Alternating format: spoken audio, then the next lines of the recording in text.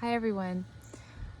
It's taken me a while to figure out what I might want to say that offers any kind of, I don't even know what my goal is, like not words of wisdom, or comfort. I don't know, just ways to process this whole situation. Um, and I finally kind of came up with something, so bear with me. It might be a little all over the place, but I was realizing as I reflected kind of on my own process right now, that this time feels kind of similar to when my first child was born. In that, when I had my son, life as I knew it completely changed. And for me, at least that first time, it was not the most overwhelmingly positive change. Obviously, I was so in love with this child, but my life had changed completely, radically overnight. And I just had a really hard time wrapping my head around that and accepting it. I struggled with some anxiety, postpartum anxiety and depression, and really had to work through some of those losses of myself, of at least for some time, of my work, and trying to take time to redefine who I was now that I was a mom. And one of the things that got me through that time, if you know me, you know I love metaphors. And so I had a metaphor come to me when I was kind of reeling still in my postpartum stage that I think actually applies really well to this circumstance as well. So I wanted to offer it to you all to see if it's helpful to you as it is to me. So real quick, before I launch into it, I just want to admit something to you all, that I have always hated home improvement shows. I cannot, well, I do watch them, but I watch them with this sense the whole time, this like sense of anticipation and dread, because you know that it's not going to go well, right? Always something happens. Something is discovered that throws the whole project off course. There's a terrible horrible flaw when they rip down a wall or open up you can tell I never watched them very closely because I don't even know the terminology, but always something problematic happens, right? And I hate it. I hate anticipating. I hate seeing these people come in full of hope and excitement and then knowing that their dreams are going to be crushed midway through the episode and having to sit through that with them. And it's interesting because I can tell myself at the end, there's going to be the big reveal and it's going to be beautiful and all of this pain will pay off in the end. But that still somehow doesn't give me a sense of satisfaction or peace when I'm watching the show. And again, it just doesn't, I don't enjoy it. So I don't like to watch those shows, even though I do.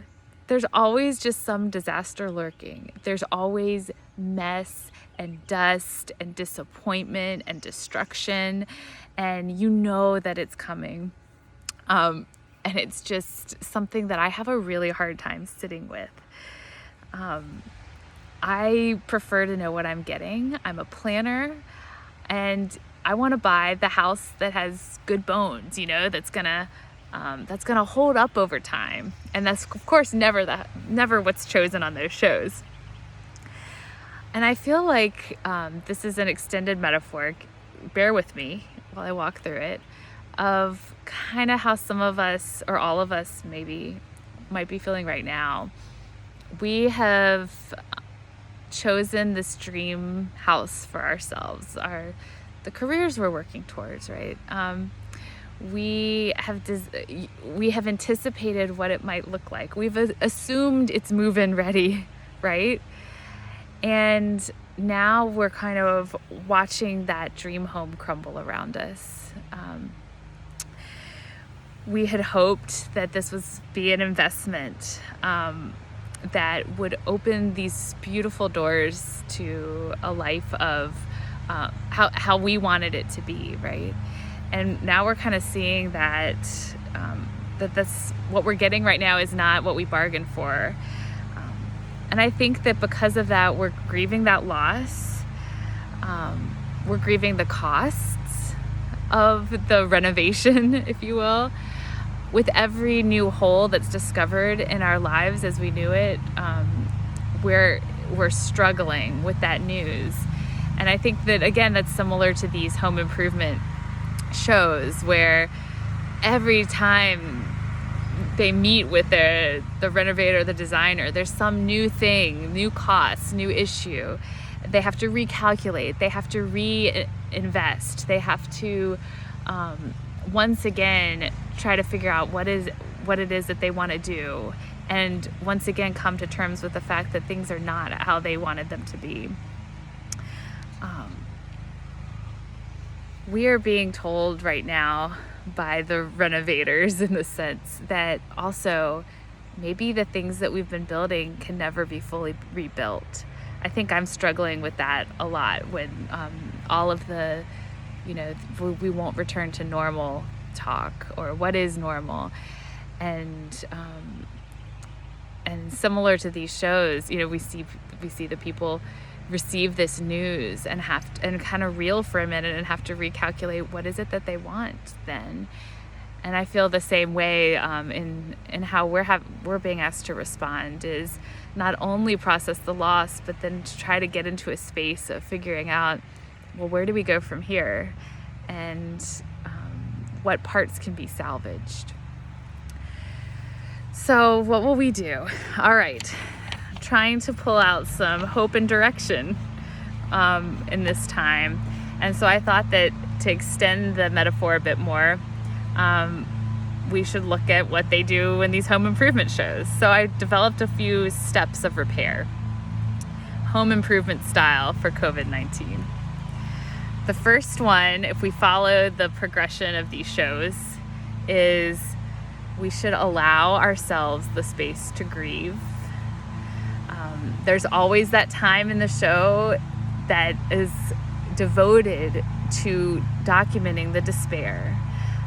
Obviously, they do it for ratings. In our case, though, we do it for health and well-being. Allowing ourselves the deep sighs, allowing ourselves the arguments, the placing blame, the anger, and realizing that all of that is justified, that this was not our choice. This is not what we signed up for or what we thought we were going to be getting out of the experience. This is okay. This is step one. The second one is the bargaining stage. This is where in those shows the homeowners are asked to recalculate, to look around and rebudget, because the budget can only go so far, right? So instead of the beautiful bathroom redesign, they're gonna have to choose to put their money into fixing the pipes or getting the asbestos out of the roof, whatever it is.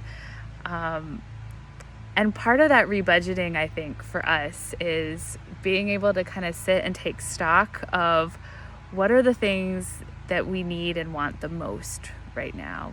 Like, what are those critical pieces of investment in our own property, our own future, what we want from our careers, our families, our lives. If we have to focus in just one or two places, what would that be?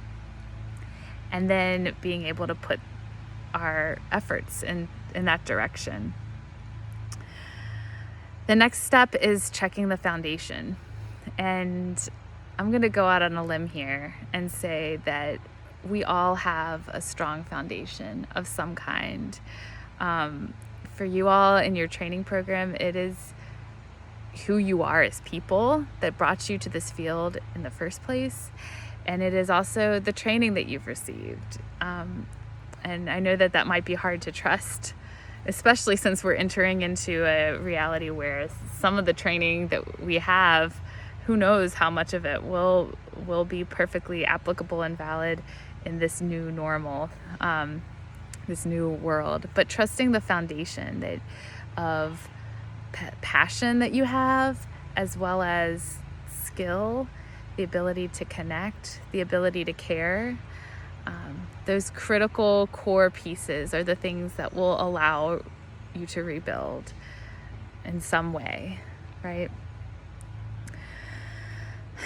So build on those things. Build on those things that are the strongest pieces of who you are, the strongest pieces of what you know. Then the fourth step is to get creative. So what's the new vision? And I want to say the only way you can get to that place, I think, of creativity is to go through those other pieces of despair and of reeling and of prioritizing and checking in on your strengths, and then get creative. We need lots of creativity to emerge from this time, and this may be a place of rebirth and regrowth for so many of us. So what is your new vision? How does that draw upon the really good pieces that you have to work with? And then the final one in all of these shows is the big reveal. And I've always thought it's really funny how quick that part of the show is. That's the part that I always want to stay and see. I always want to stay and marvel at the way that a mess has been transformed. I always want to take stock in how the creativity of the designers and the builders came together to transform a space beyond what I would have thought was possible. That's the reason we watch these shows, really, is to see the beauty at the end. And again, there's not as much focus on that part, I don't think. But that's the space that we have to live in when it's all over. And so, along with that metaphor, what are you rebuilding now? And what beauty will there be when it's all done? I'm just hopeful, even though I don't know how far we are from that big reveal. I'm hopeful that all of us will be able to find our way into a home for ourselves that feels like home, and that has beauty in it because it was born from creativity and determination and focus and not giving up or giving in. So I want to leave you with that. I feel like I've talked too long. I'm sorry if you're still even watching. Thank you for listening. That's my metaphor, that we are all being renovated right now. And again, similar to those home improvement shows, I'm hating it. I'm hating the mess and the debris. And for those of you who are with me in that, it's just, remember, we're in that awful midpoint of the show, but we're working towards something that who knows, may be transformed in ways that we never even realized was possible. I hope you all do well. I miss you, and I'll see you on the other side.